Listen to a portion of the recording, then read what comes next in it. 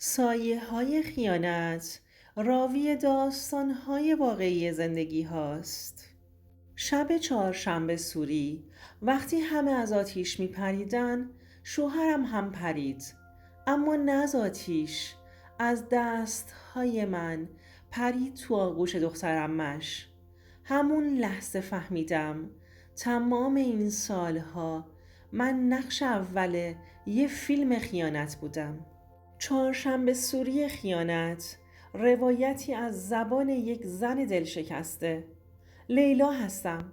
شاید الان که این داستان رو میشنوید تو دلتون بگید باز یکی پیدا شد که از شکست عشقی حرف بزنه.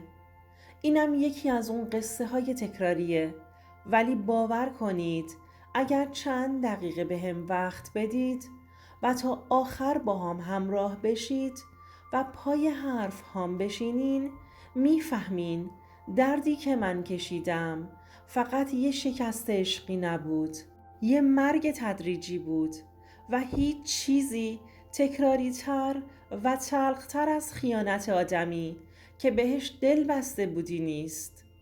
من یه دختر معمولی از یه خانواده معمولیم. نه خیلی پولدار بودیم، نه خیلی فقیر.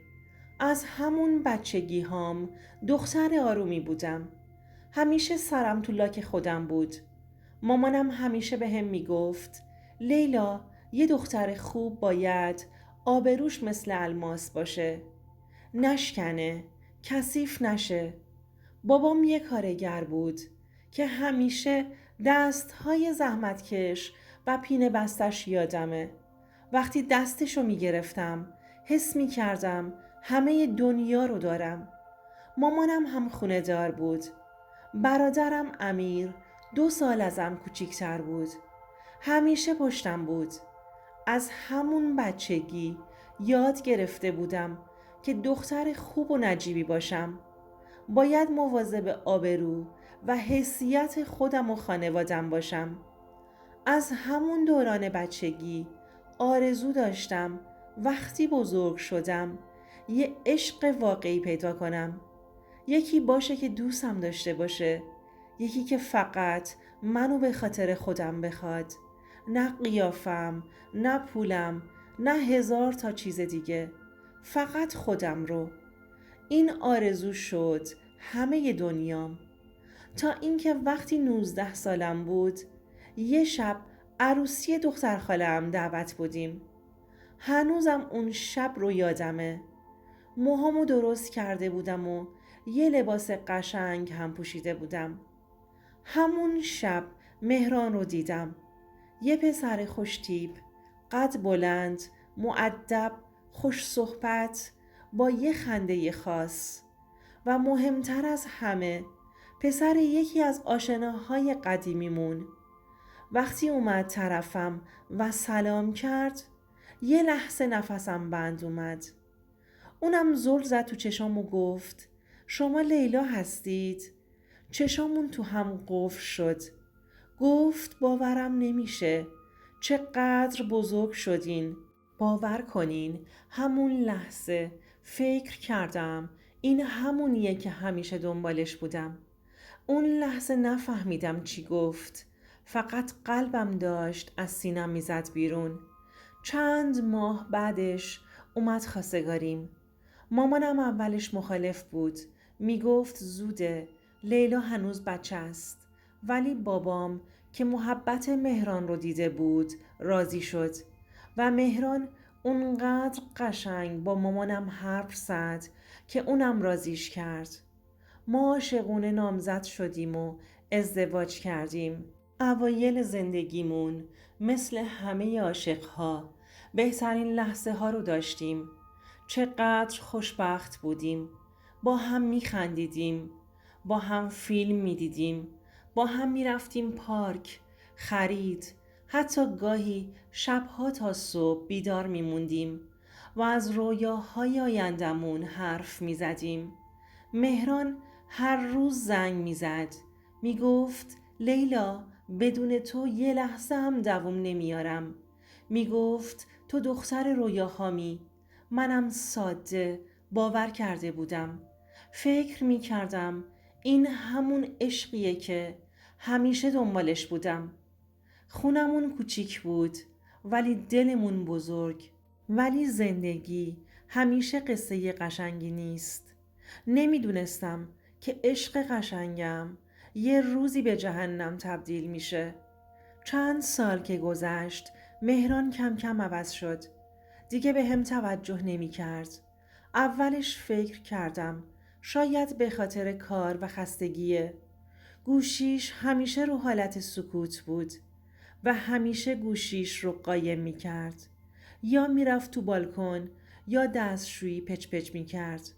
وقتی می پرسیدم مهران چی شده می گفت چیزی نیست، تو زیادی حساسی.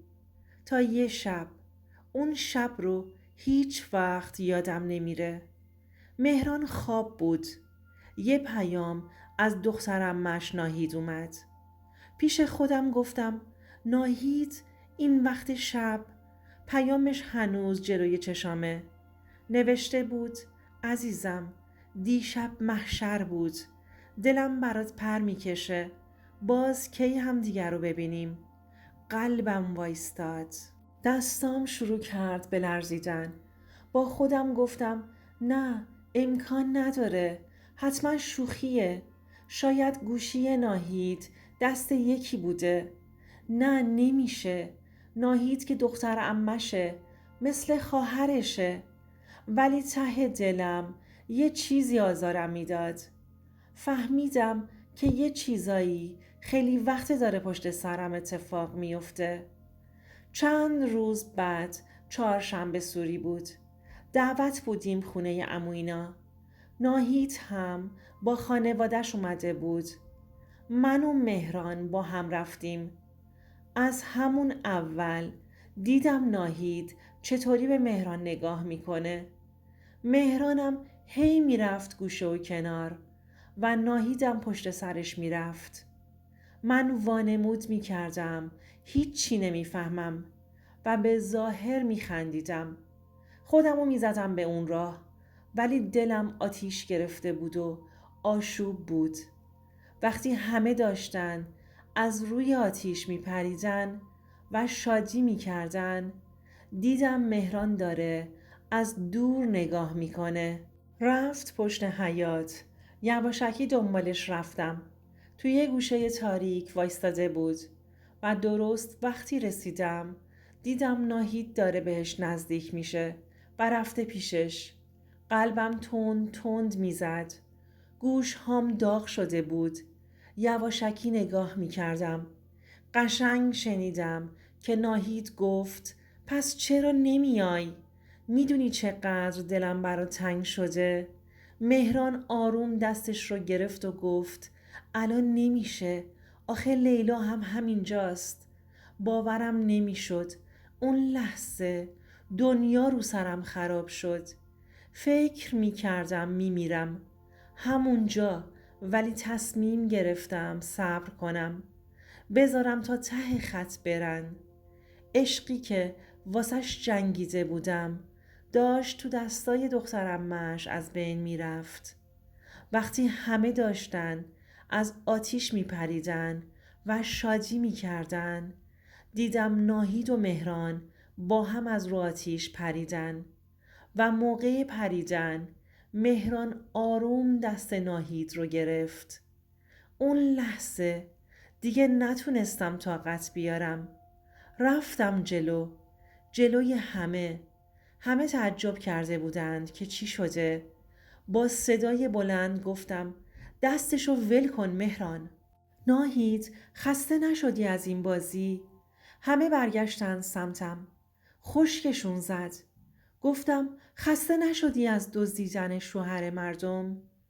آره همه بشنوید. شوهرم با دخترعمه‌اش رابطه داره.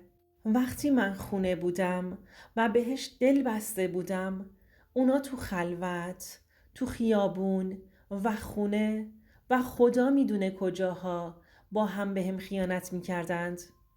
مامانش، باباش، عموش، مامان من همه ی فامیل بودند. ناهید رنگش پریده بود و فقط داشت به من نگاه می کرد. همه شروع کردند پچ پچ کردن. مهران اومد جلو و گفت لیلا غلط کردم. تو رو خدا گوش کن. بذار توضیح بدم. جواب دادم دیگه هیچ توضیحی نمیخوام. امشب شب چهارشنبه سوریه. امشب آتیش روشن کردین که بدیها و غمهاتون بسوزه. ولی بدونید که امشب عشق دروغین تو هم سوخت مهران. اینو گفتم و برگشتم و رفتم و از اون جمع برای همیشه زدم بیرون. رفتم با قلبی که تیکه تیکه شده بود و حالا اینجام با یه قلب شکسته و یه روح زخمی. یه زنی که یاد گرفت قوی باشه.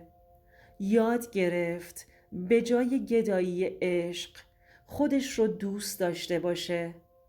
ولی به خودم قول دادم دیگه هیچ وقت اجازه نمیدم مردی با هم این کارو بکنه. این بود قصه من.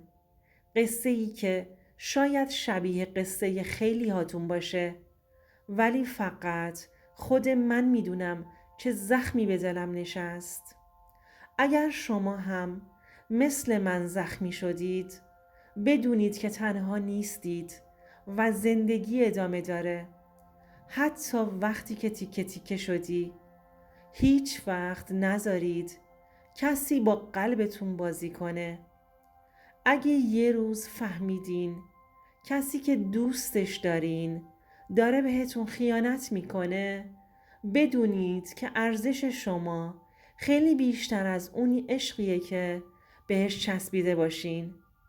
ما زنها قوی هستیم، قوی تر از اونی که فکر میکنیم.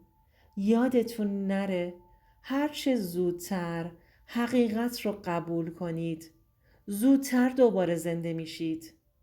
دوستتون دارم، لیلا.